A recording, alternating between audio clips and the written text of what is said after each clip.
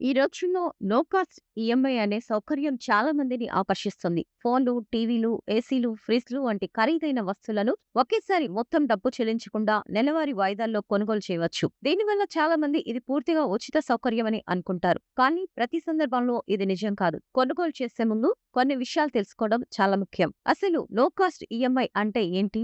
No cost EMI అంటే వస్తువు ధరను నెలవారీ వాయిదాల్లో చెల్లించే పద్ధతి. సాధారణ ఈఎంఐలో వడ్డీ కూడా చెల్లించాలి. కానీ నో కాస్ట్ ఈఎంఐలో వినియోగదారుడికి వడ్డీ కనిపించదు. చాలా సందర్భాల్లో ఆ వడ్డీని విక్రేత లేదా తయారీ సంస్థ భరిస్తుంది. అందుకే దీనిని నో కాస్ట్ ఈఎంఐ అంటారు. వినియోగదారులు ఈ పద్ధతి ఉపయోగించడం వల్ల ఎలా నష్టపోతారో ఇప్పుడు తెలుసుకుందాం. నో కాస్ట్ ఈఎంఐ వల్ల చాలా మంది తమ స్తోమత కంటే ఎక్కువ ఖర్చు చేస్తారు. ఉదాహరణకు నెలకు 50,000 రూపాయల జీతం, 30,000 రూపాయల పొదుపు ఉన్న వ్యక్తి సాధారణంగా 30,000 రూపాయలు లేదా 40,000 రూపాయల విలువైన ఫోన్ కొనుగోలు చేస్తాడు. కానీ నో కాస్ట్ ఈఎంఐ ఉందని చూసి ₹1,00,000 విలువైన ఫోన్ కొనేస్తాడు. నెలకు ఈఎంఐ మాత్రమే చెల్లించవలసి ఉండడంతో పెద్ద మొత్తం ఖర్చు చేస్తున్న విషయం గుర్తించకపోవచ్చు. ఇది ఫోన్తోనే ఆగదు. టీవీలు, ఫ్రిజ్లు, ఏసీలు వంటి ఖరీదైన వస్తువులు కూడా ఇలా కొనేస్తారు. ఒకవేళ ఆదాయం తగ్గినా లేదా ఉద్యోగం పోయినా ఈఎంఐలు చెల్లించడం కష్టమవుతుంది. ఇప్పుడు క్రెడిట్ స్కోర్ కూడా దెబ్బతినే అవకాశం ఉంటుంది. ఇందులో దాగి ఉండే ఖర్చుల గురించి తెలుసుకుందాం.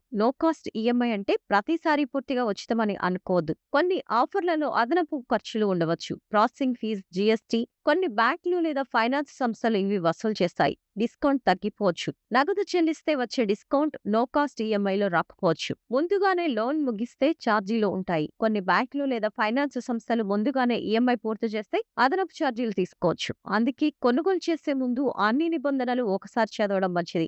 ఈ పద్ధతి ద్వారా కంపెనీలకు ఎలా లాభం అనుకుంటున్నారా? నో కాస్ట్ ఈఎంఐ వల్ల కంపెనీలు, బ్యాంకులు, ఫైనాన్స్ సంస్థలు, ఆన్లైన్ షాపింగ్ సంస్థలు అందరికీ ప్రయోజనం ఉంటుంది. ఈ సౌకర్యం వల్ల ఎక్కువ మంది ఖరీదైన వస్తువులు కొనడానికి ముందుకు వస్తారు. దీంతో అమ్మకాలు పెరుగుతాయి. కొన్ని సందర్భాల్లో వడ్డీ మొత్తాన్ని విక్రేత లేదా తయారీ సంస్థే భరిస్తుంది. అందువల్ల వినియోగదారుడికి వడ్డీ చెల్లిస్తున్నట్లు కనిపించదు. ఈ పద్ధతిలో మీరు గుర్తుంచుకోవాల్సిన విషయాలు ఏంటంటే, నిజంగా అవసరం ఉన్నప్పుడు మాత్రమే నో కాస్ట్ ఈఎంఐ తీసుకోండి. ప్రాసెసింగ్ ఫీజు, జీఎస్టీ, ఇతర ఛార్జీలు ఉన్నాయా లేదా చూసుకోండి. ఈఎంఐ ఉందని అవసరానికి మించి ఖరీదైన వస్తువులు కొనకండి. నెలవారీ ఈఎంఐలు మీ ఆదాయంలో 30-40% లోపే ఉండేలా చూసుకుంటే ఆర్థిక భారం తగ్గుతుంది. భావోద్వేగంతో కాకుండా అవసరాన్ని బట్టి కొనుగోలు చేయండి. నో కాస్ట్ ఈఎంఐ స్కామ్ కాదు. కానీ సరైన అవగాహన లేకుండా ఉపయోగిస్తే అది ఆర్థిక భారంగా మారుతుంది. కాబట్టి వస్తువు కొనుగోలు చేసే ముందు అన్ని నిబంధనలు, ఛార్జీలు చూసి మీ స్తోమతకు తగ్గట్లే నిర్ణయం తీసుకోవడం మంచిది.